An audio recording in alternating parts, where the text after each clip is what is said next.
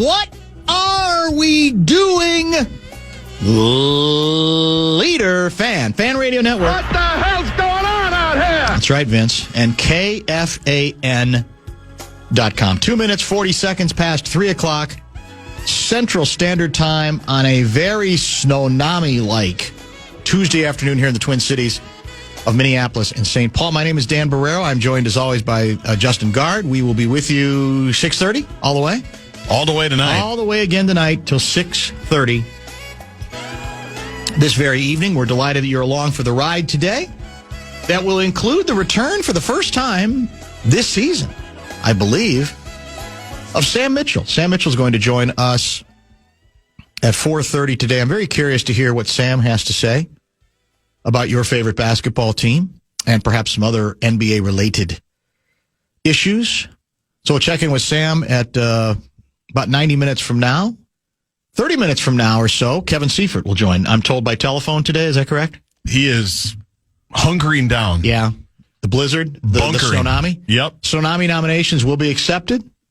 Keep those coming into the Bradshaw and Bryan KFAN text line, which will be up presently at 646-86. Louis is a Tuesday regular, but he had some scheduling issues, so he will join tomorrow.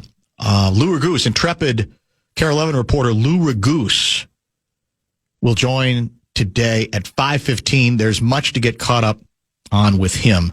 Lou Ragoose at 5:15. Is that, I never asked him, is that his real name or is that a TV name?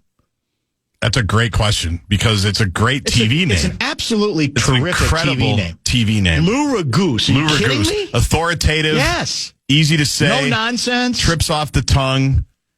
We should ask him. I think he's got a new book coming out, too. He does. Yeah. He's all over the place. He's Lou Ragoose. He's you know what he is? I can never say the word. Indefatigable? Is that the word? Yes. Or is it indefatigable? I thought it was indefatigable. Yeah. I can't say it, but I think I know it's the right word that would work in his case for sure. So that's the guest lineup today. What are we doing?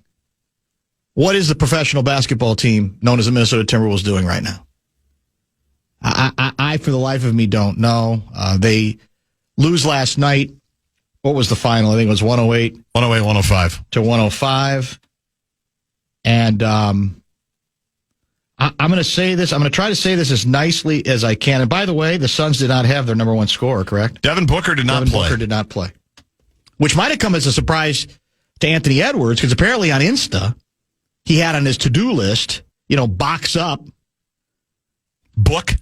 In fact, that's exactly what we called him, Book. Yeah, that's what they call him. So they didn't have to box up Book. No. But what they now know, I think what the rest of the league does, these aren't your daddy's Phoenix Suns.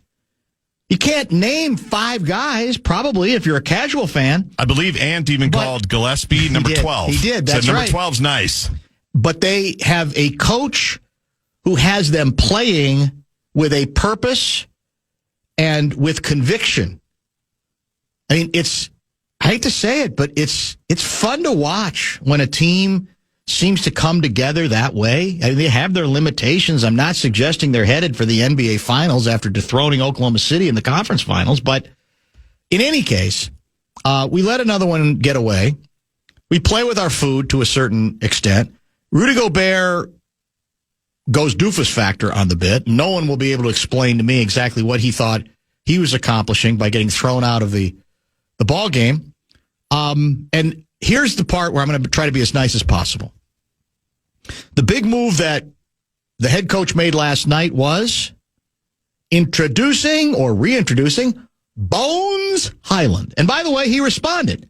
He played well. He scored effectively for the Wolves. But I'm here to tell you, with, again, all due respect to Bones, if we are counting on Bones Hyland being the X factor to save us for the rest of this season, we ain't making it back to the conference finals. We're just not. Bones Hyland is what he is. He's a guy who occasionally can come in and do some things. Now, I'll apologize to him if he becomes a sixth man of the year candidate at some point, because this was just the first game of him emerging. But what last night's decision by Finchie basically suggests is he is exasperated with the kids, especially Dillingham, who did not play. And he said, I think the quote from him was, we're 24, 25 games in. I thought we, had to try something different. And we're back to, we all wondered how patient Finchie would be with young players because he's tended to be more like, I'm going to call him Tibbs light in that regard, but more like Tibbs than a lot of coaches. And part of what I think many of us said was, you're going to have to be patient. If you believe these players have the talent, you might have to be patient. Is he already running out of patience? Is it too soon for him to be running out of patience? I don't know. I just know that I don't want to hear any more about how bored we are and how, we just don't seem to, we keep, in fact, I think Randall had a quote saying, well, it kind of finally caught up with us the way we play. We tend to come out not very forceful, not very engaged, and we've been able to get away with it, but this time we couldn't get away from it or away with it, and we paid for it. It's like, you're on the team. You got, they're going to have to come up with a better excuse or just don't bother, I'd say, with the excuses at some point. Because I'm sorry, getting to the conference finals 2 straight years should not be enough to get you bored. I get it. Your Final Four, that's rarefied air. That's good. That's unprecedented for this fun organization, except for, of course, the one Garnett year. But I just, it's not working for me. And I think you've heard, and we'll run it by Mitchell, you've heard the latest point guard rumor, haven't you? Not named James Harden, not named Ja Morant, who, by the way, apparently Miami, which shocks me, is sniffing around Ja Morant. Man, I just, that doesn't seem like a Riles move to me, but that might be the old, we bring him in here and heat culture. We'll bring him along. Maybe you believe in that stuff. Maybe that would be the difference. But this is another guard whose name I had not heard before. You care to hazard a guess? And it's probably preposterous like the others, but it is being raised. I feel like I've seen it. It's not one of the balls, is it? It is not one of the balls. Okay. And I was a big LaMelo guy coming out of college. Yeah. Because I'm like Ricky Rubio. A basket, what's the quote from him? A basket makes one person happy, an assist makes 2? Yes. I mean, I just love players who have a natural ability to share the ball and galvanize an offense, but I don't think he's serious enough of a player. He doesn't seem all that bothered that all he's done is lose. I'm not putting that all on him. Mm-hmm. Plus, he doesn't stay healthy. No, it's not either of the balls. I'm not sure it's a name I could have come up with. Who is it? Kyrie Irving. Oh, I did see that. Yeah, I knew. Yeah. I saw that yesterday. Again, yes. It's all based on, it's not anybody reporting that there have been anything like conversations. Right. It would make sense for the Wolves if Dallas is ready to blow the thing up. What do we think? And Kyrie, and the other thing would be contractually, I think it'd be one of those deals you'd have to have a third team involved. You'd have to move mountains to get it done. So there's a million permutations, leaving aside the fact that there hasn't been any serious, as far as we know, any serious conversation in that regard. Maybe, again, it's recency bias. I don't want to overreact to the current conditions of the club. That just does seem to be. And again, we're not under 500. I think we're in the 6th spot right now. Right ahead of Phoenix. But we've played like either the 3rd or 4th softest schedule through, how many games have we played? 25, 24? I think we're 15-9 right now. Yeah, 24. Yeah. That was the quote from the head coach last night. So, that's enough games. I guess you have to start with the due diligence on what the injury is coming off of. But are you asking me would I consider it? The answer is yes. Now, the old Kyrie, I wouldn't have considered it. The Kyrie who's played in Dallas, I think, has been a pretty good soldier. Agree. I think that's... He cooked us. He absolutely cooked us. But, and I don't even know his age at this point. But he's got to be getting a little longer in the tooth. He's 33. Yeah, 33. That ain't young, man. Yeah, he's 33. To be a guard. He's got a knee injury right now. Yeah, he's out. He's still out with significant. I mean, he's expected back late this season, unless Dallas just decides if they're in such a bad shape that they're going to tank responsibly. I don't know. I don't like the feel of it, of the club right now. I don't.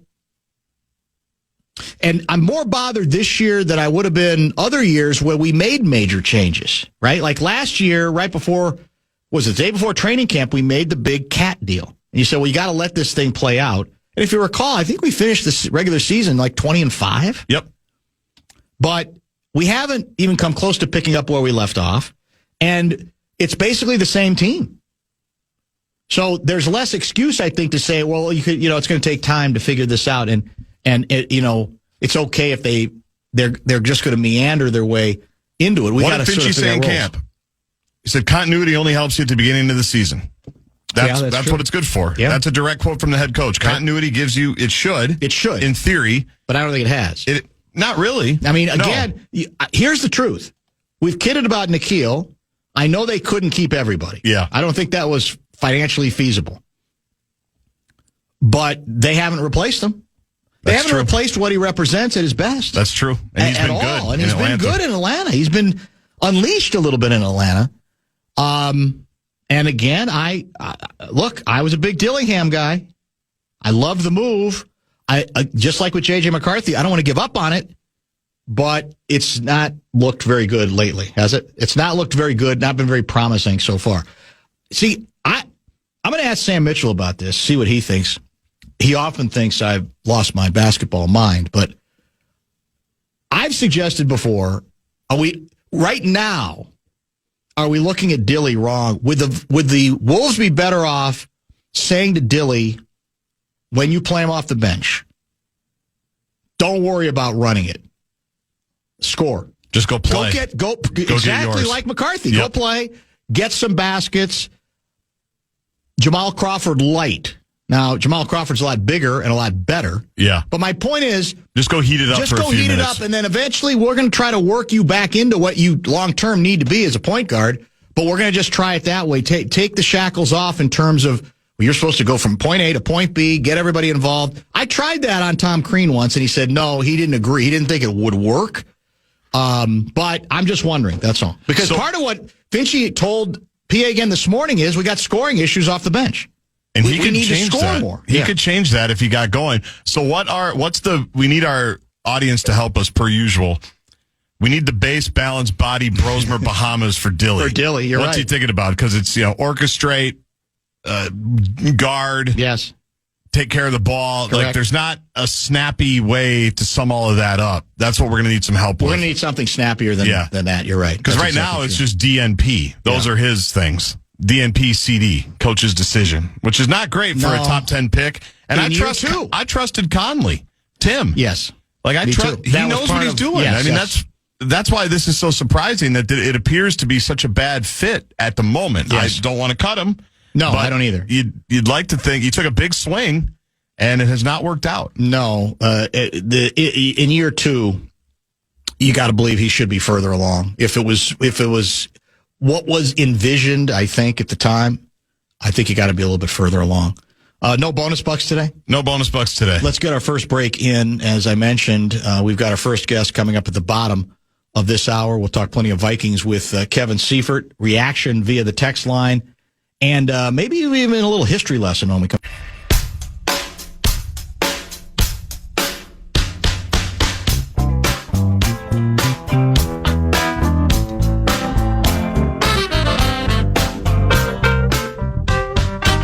Forget orchestrate, elevate, and eviscerate. Dillian 5. Dillingham, play fierce, free, and fast. How about dribble, drive, dish, defend, dominate? Yeah, I got distribute, defend, dominate, defer, don't turn the ball over. I knew they'd come through. So that's pretty good alliteration, actually. You're right. That's what they're asking him to do. Distribute, defend, defer, don't turn it over. It's not working. No. And then there's this from the always reliable Flim Flam. Poke the bear, choke Gobert, Dillingham's chair, Wolves in 5. He felt needed. It was necessary to explain by chair he means because he's on the bench. Get it? We get it. But I think that was. I don't think he needed to add that. You got to give the audience a little credit. Exactly, and the hosts and producer. And the host, yeah. Most notably. You could say that, too. Dillingham's chair, that would be a good silent auction item for the Wolves. I got to run this by you, and I'm going to run it by Sam at 3:30. Now, the Morning Boys on Sirius XM NBA channel, that would be, of course, Frank Isola and Brian Scalabrine. They were savaging the Wolves not getting the ball more often down the stretch to Anthony Edwards on a night where he scored 40 and was 15 for 21 from the floor. He was saying, cooking. Come on, man. We like Julius Randle, but what come on. You got to get the ball to your star. Before you answer that question, Jaden McDaniels 1 for 7. Right. Who we just praised yesterday, did Johnny. DiVincenzo 1 for 7. Nas 2 for 12. Mike Conley 0-5. You can do that math. 4 for 31 from the field. Yep. And by the way, I agree with Finchie. I thought some of them were pretty good looks. Yes. I didn't think they were awful looks where they're just, jerking up shots in the final seconds. But to the complaint that Ant didn't get the ball enough down the stretch, I'm not as offended by that, to be honest, because I didn't think they were. I think you got to let things happen in the flow a little bit, and everything's, focused on him. All of the defense is obviously concentrating on him. I understand you still have to make the other team stop you, but I wasn't bothered. I was much more bothered last night by the Gobert decision. I think it was a flagrant 2. Easily. It was dangerous. It was extremely dangerous, and I know he's bitter because he had just been flagrant in 1. He was on the other end of that, right? Yep. But he's the pros. He's supposed to be the pros pro. He's supposed to be the adult in the room. Yep. And that was a dumb, and he was playing well. I know. Very offensively, dumb, too. Yeah, even offensively.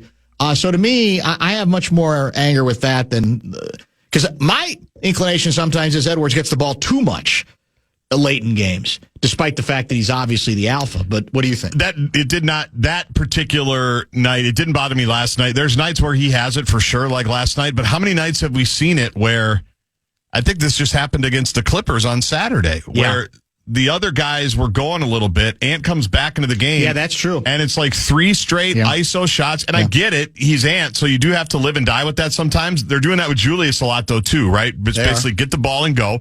And they're the 2 most gifted scorers on the team. So I understand why. However, this team is at its best. The strength of this team is in its numbers, for sure. Nas won him the game the other night. Jaden was spectacular the other night. Jaden's been good all year. I'm going to give him a mulligan on his shooting last night. For me, it's always when those guys aren't hitting at that level, then you are going to be in trouble a little bit. Maybe the argument is nobody else had it going, and you need to just give it to your guy because Ant was really the one that had it last night. Yes. So I could see it in that regard. Well, but I think that's your answer. In general. In games where no one else is going, and he's shooting a high percentage, he's very efficient, I think those are the nights maybe you do force feed him a little bit more. I wasn't offended down the stretch, but on nights where he's out of the game and it's going good without him, he should not be afraid to blend in a little bit and say, okay, I'll keep being facilitator for a while until it becomes obvious that we're going to need me to do what I'm supposed to do best, which is to start scoring again, right? And on Saturday, that's what he ended up eventually getting back to. Yes, that's true. He made the extra pass to Nas for the game clinching 3. I think it was the game winning 3 in the corner. That particular thing didn't bother me too much last night. It was more just, Ant said it too. Once Gobert went out, they don't have another guy like Rudy that can discourage guys just so the kid is not ready yet, obviously. I can't remember how to pronounce his name. Berenger? Yeah, Berenger. He's going down to Iowa now to get some minutes, exactly. I saw. Which is good. It's what he should do. But that means they don't think he's ready to throw him in there as a backup to right. Because, again, the defensive numbers don't lie. They're an awful defensive team as a rule. I don't know what the analytics showed last night, but in general, the numbers are dramatic. And I get it. On the offensive end, there's nights when he can be a liability, and there's nights where they keep him off the floor, even down the stretch. But defensively, everything changes there. And again, Finchie's protecting his players. He told PA, the other part I heard with PA today was that he thought the Rudy play was in which he got thrown out was a flagrant 1. I couldn't disagree more. Like you said, airborne guy. You just push him? You push him like that, and that's especially in today's NBA. I think that's an automatic flagrant 2, and it's a dangerous play. Let's be honest. It's not.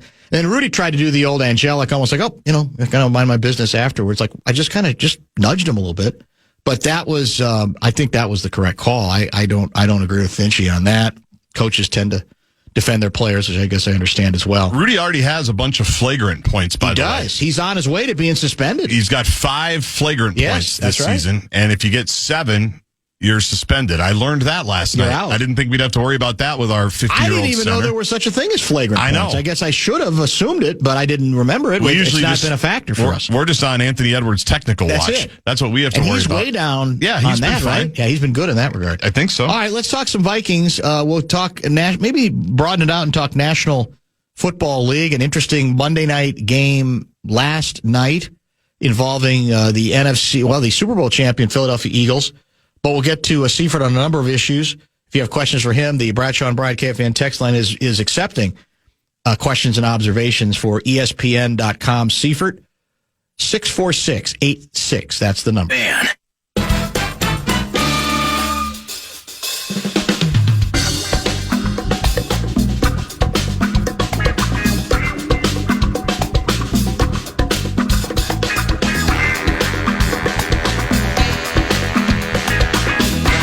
Wolves have another slow start.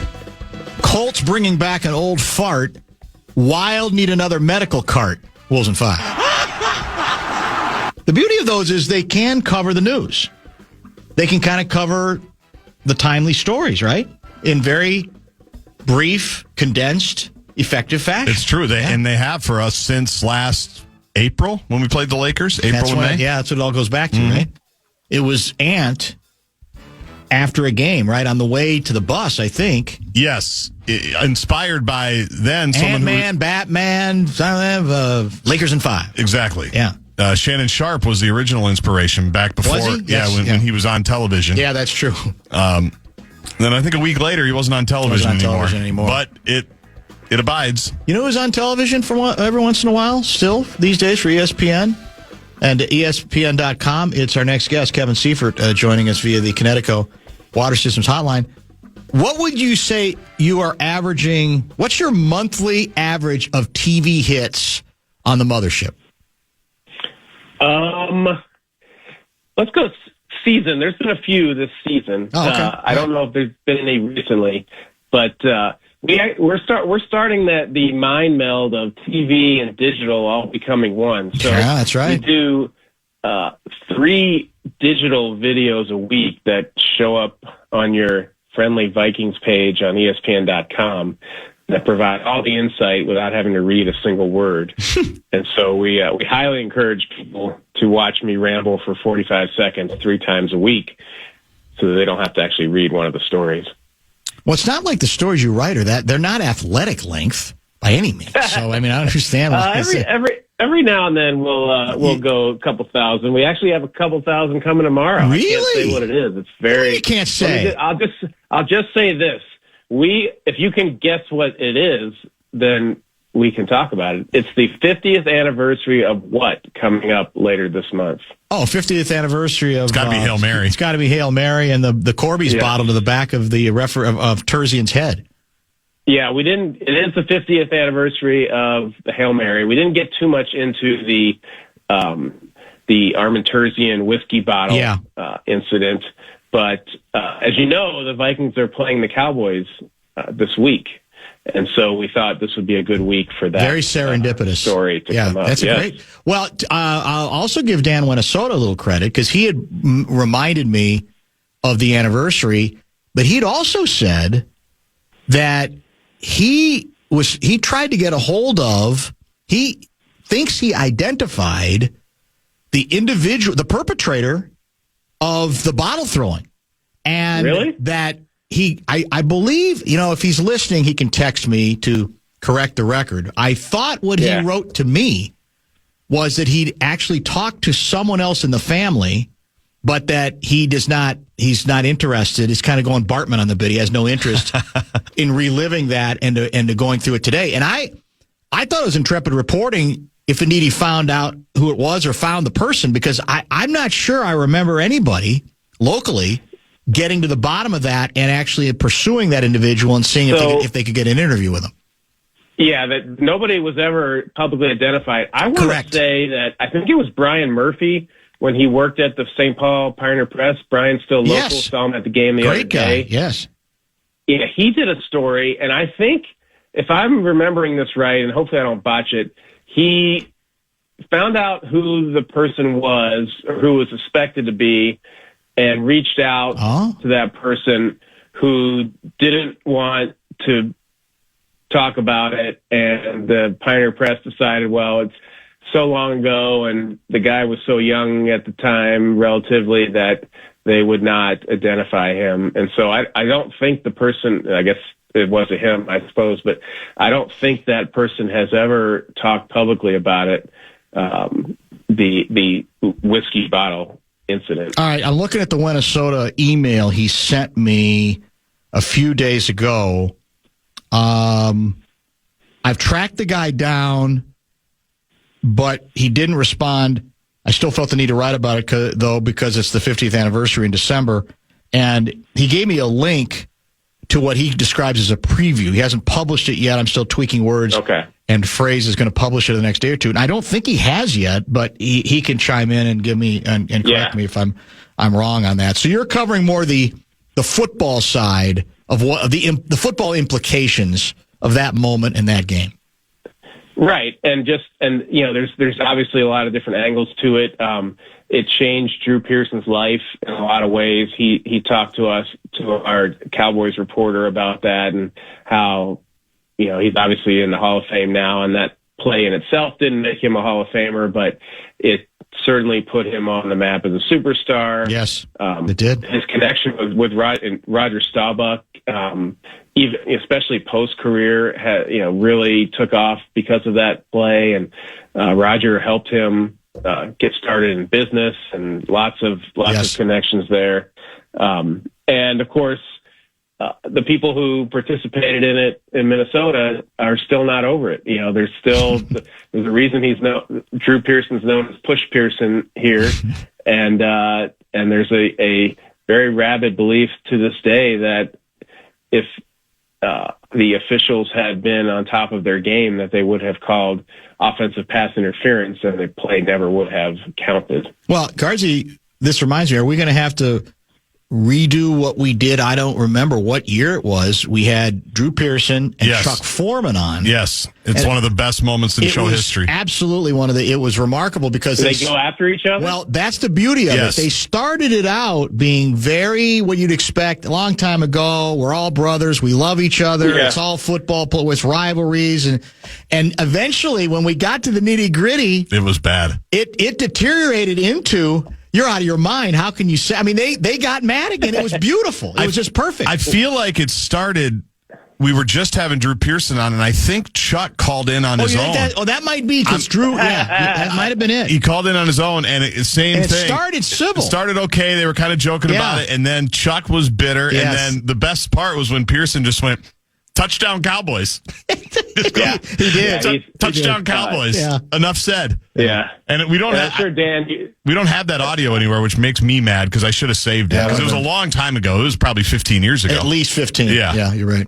Well, I can tell you 15 years ago, a week or two ago, a lot of genuine bitterness. I talked to Paul Krause. No doubt. I talked to Nate Wright. Nate Wright hasn't talked about it a lot over the years. He was the quarterback. And he and Pearson have had a few, like one cordial conversation and one not very cordial conversation in the 50 years that have passed. So it's pretty wild that it still strikes the level of emotion that it does. But it was a huge play in a playoff game. Arguably the best team that the Vikings ever had over that time. And they didn't even make the NFC Championship game. I bet it was 2009 when the Vikings played the Cowboys. I bet that's why we had it. That had to be the occasion. I will tell you, when I worked in Dallas, Drew Pearson was probably my favorite athlete to cover. I had a great relationship with him. In fact, he had later, many years later, a horrible car accident in which he was driving, and I want to say it was his nephew. I don't remember the relation. I think it was his brother. Might have been his brother, because I wrote a lengthy piece where, for the first time, he kind of opened up on it since the accident. It was a horrific story, and so I've always had a great relationship with him. And from a media standpoint, I understand why people would dislike him here, because it has to do with that play. But from a media standpoint, he was about as approachable a player as I ever dealt with on any level in any sport. Yeah, he still is. He's in his mid-70s, I think, and still very much out in public and out and about doing a lot of Cowboy stuff and his own business stuff. Yeah. And so, that's a good idea. I think that accident might have ended his career. It did, absolutely. He had serious injuries. He's lucky he wasn't killed, and the passenger was. Yeah, and it was horrific, and it was huge, obviously, at the time. All right, so we'll look forward to that. That part's good. I guess real quick before we talk about the Vikings and where we are now. By the way, this text just came in. I was at the game. I'm 70 years old now. Pearson got away with it. So it's still fresh. It will never go away for anybody who has either remembered it or was a fan on either side of it. It will never go away. It won't, and there's so many layers to it. I also talked to Dick Jankowski, who reminded me. That's where I was going next. The Polish Eagle. Yeah, he was the one. Yes, he doesn't mind being on the record. Because we had him on to talk about his little move, kicking Pearson earlier on that drive on the sideline. It's unbelievable.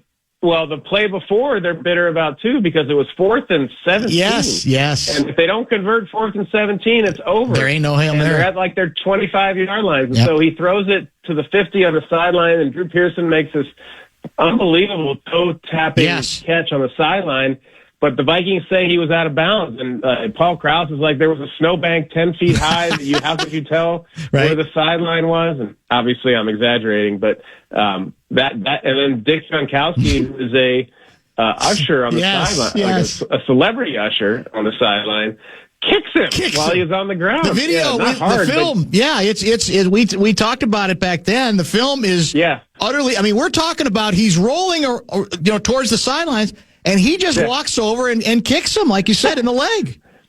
Well, he thought he should have been out of bounds. Apparently so, yeah. I mean, here's another one that just came in regarding that game.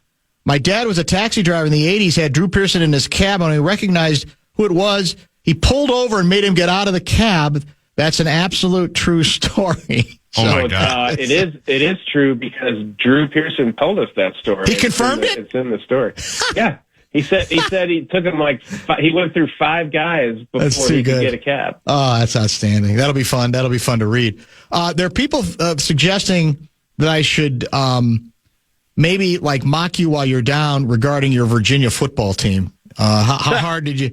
I mean, because if Virginia, by the way, if Virginia wins like they were supposed to, all this other nonsense, there is not the same controversy, right? If Virginia just does what it's supposed to do and wins they're in the tournament. Yeah, it was a classic. I mean, you don't have games like that.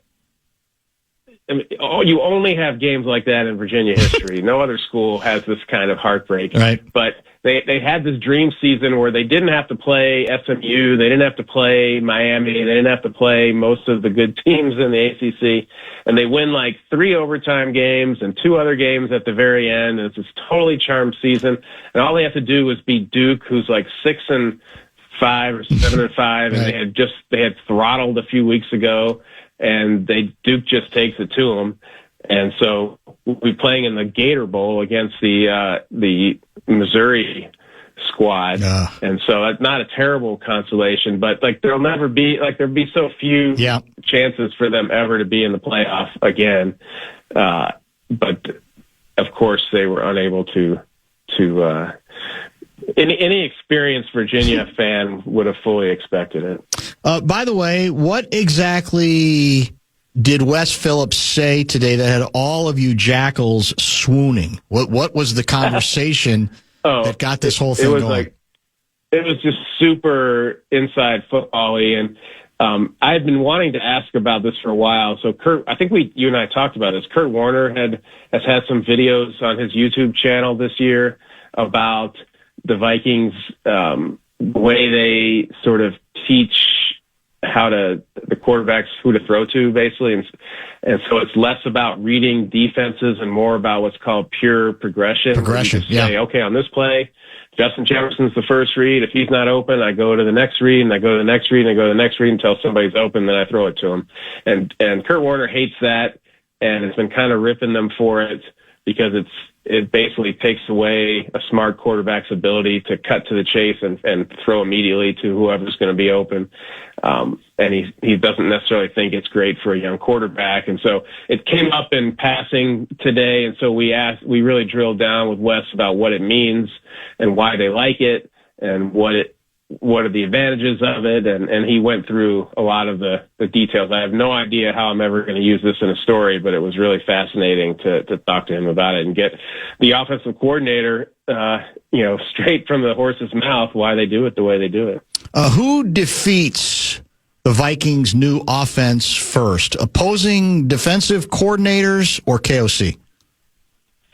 Meaning the offense that they used in the game that they had 31 points the other day. I probably didn't do a good enough job of previewing and reviewing the extent to which Washington's defense has just been really bad this year, and mostly because it would have sounded like exactly like I'm sounding now, where I'm not giving any credit to the Vikings for performing well. It's just the old Royce Barreiro angle of the other team must be terrible. That's the only way that the Vikings could be good. Don't give our secret away.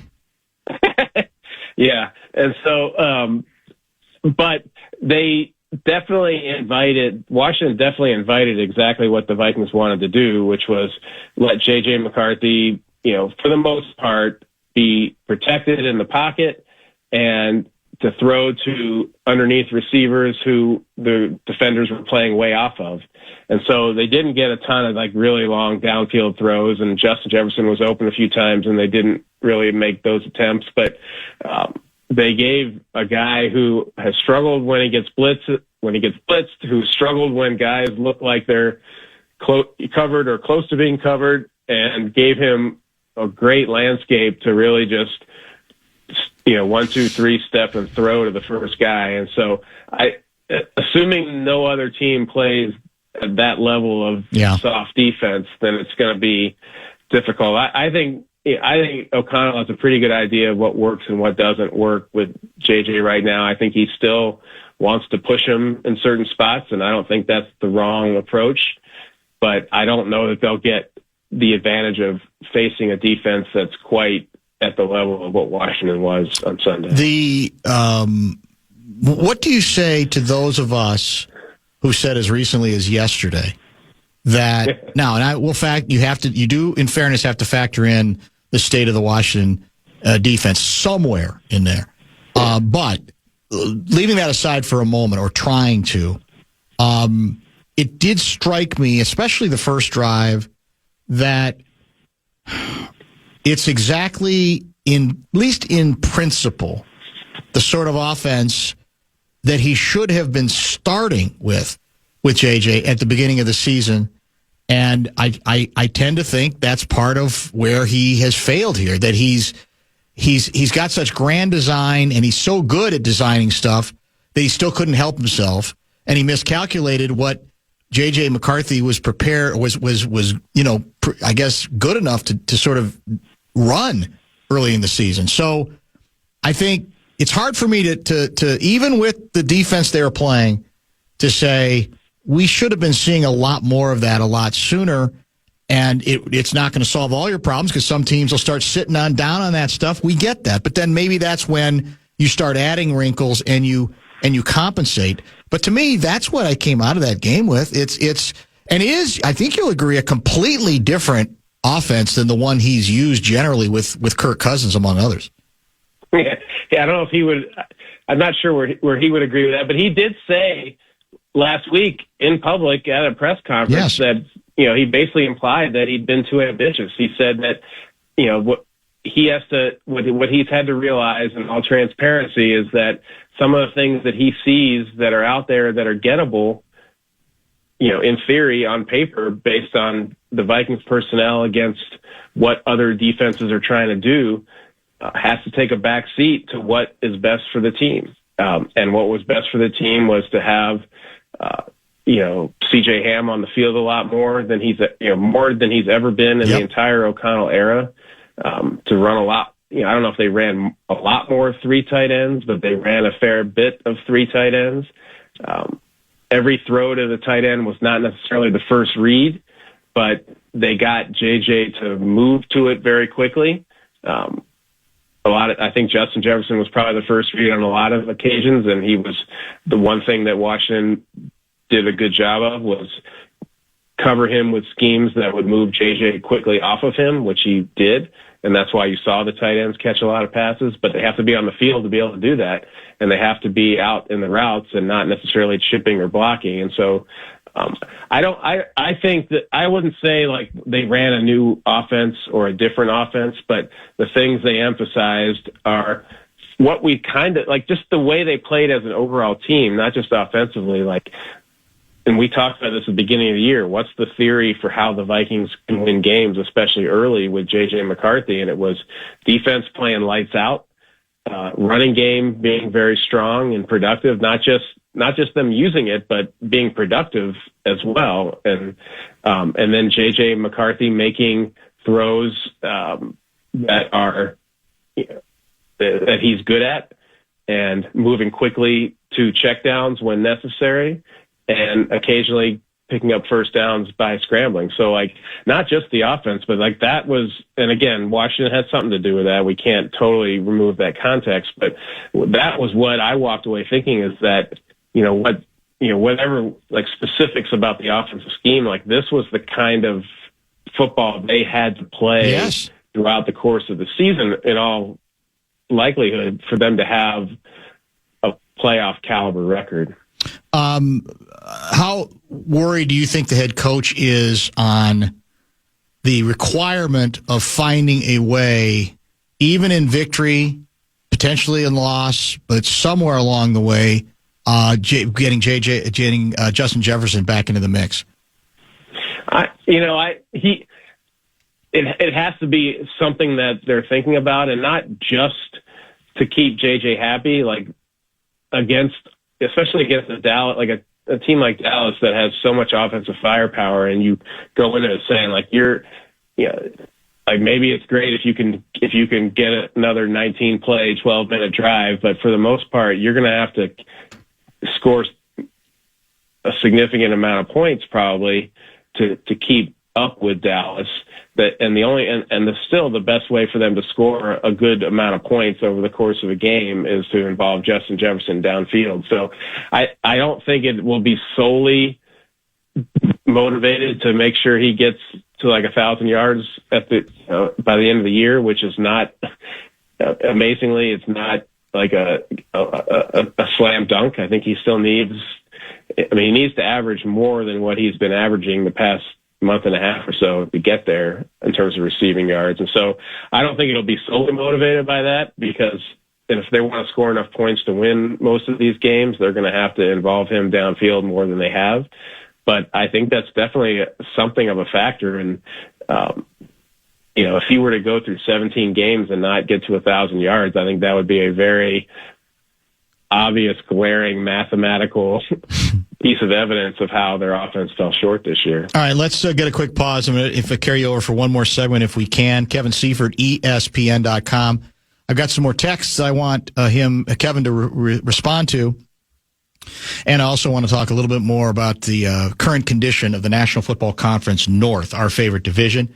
Snownomi raging in the background. Keep your nominations coming, because I think tomorrow will be the day. It's pretty clear. We will name our first Snownomi of the 2025-26 winter